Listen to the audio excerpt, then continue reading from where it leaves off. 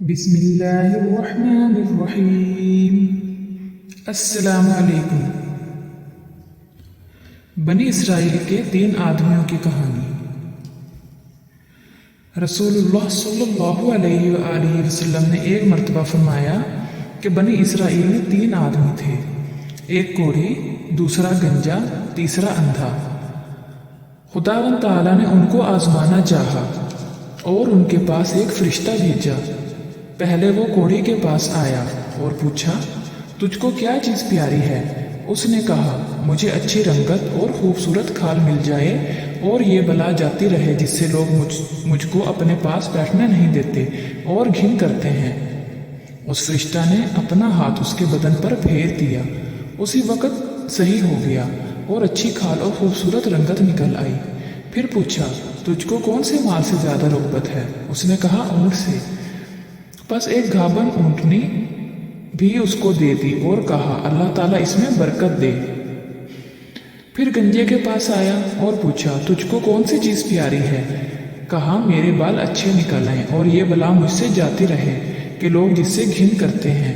فرشتے نے اپنا ہاتھ اس کے سر پر پھیر دیا، فوراً اچھا ہو گیا اور اچھے بال نکل آئے۔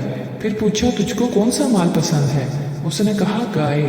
پس اس کو ایک گابھن گائے دے دی اور کہا، اللہ تعالیٰ اس میں برکت بخشے۔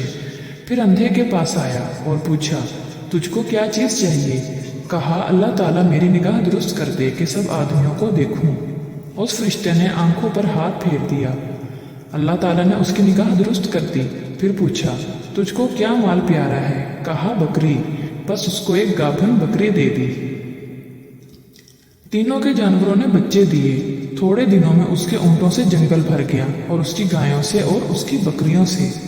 پھر وہ فرشتہ خدا کے حکم سے اسی پہلی صورت میں کوڑھی کے پاس آیا اور کہا کہ میں ایک مسکین آدمی ہوں، میرے سفر کا سب سامان چک گیا، یعنی کہ ختم ہو گیا۔ آج میرے پہنچنے کا کوئی وسیلہ نہیں سوائے خدا کے اور پھر تیرے۔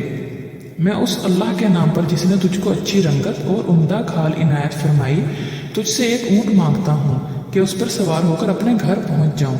وہ بولا، یہاں سے چل دور ہو، مجھے اور بہت سے حقوق ادا کرنے ہیں، تیرے دینے کی اس میں گنجائش نہیں۔ فرشتہ نے کہا، شاید تجھ کو تو میں پہچانتا ہوں، کیا تو کوڑھی نہیں تھا کہ لوگ تجھ سے گھن کرتے تھے؟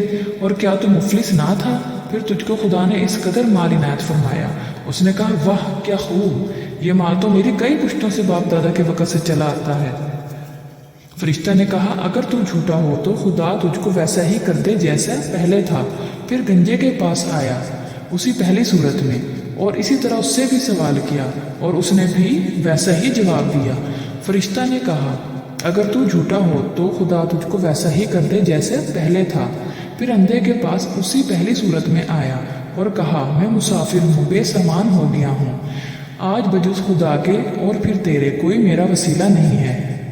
میں اس کے نام پر جس نے دوبارہ تجھ کو نگاہ بخشی، تجھ سے ایک بکری مانگتا ہوں کہ اس سے اپنی کارروائی کر کے سفر پورا کروں۔ اس نے کہا، بے شک میں اندھا تھا، خداوند تعالیٰ نے محض اپنی رحمت سے مجھ کو نگاہ بخشی۔ جتنا تیرا جی چاہے لے جا اور جتنا چاہے چھوڑ جا، خدا کی قسم کسی چیز سے میں تجھ کو منع نہیں کرتا۔ فرشتے نے کہا کہ تو اپنا مال اپنے پاس رکھ، مجھ کو کچھ نہیں چاہیے، فقط تم تینوں کی آزمائش منظور تھی سو ہو چکی۔ خدا تجھ سے راضی ہوا اور ان دونوں سے ناراض۔ ہمیں خیال کرنا چاہیے کہ ان دونوں کو ناشکری کا کیا نتیجہ ملا کہ تمام نعمت چھن گئی اور جیسے تھے ویسے ہی رہ گئے اور خدا ان سے ناراض ہوا، دنیا اور آخرت دونوں میں نامراد رہے۔ اور اس شخص کو شکر کی وجہ سے کیا عوض ملا کہ نعمت بحال رہی اور خدا اس سے خوش ہوا اور وہ دنیا اور آخرت میں دونوں میں شاد و بامراد رہا۔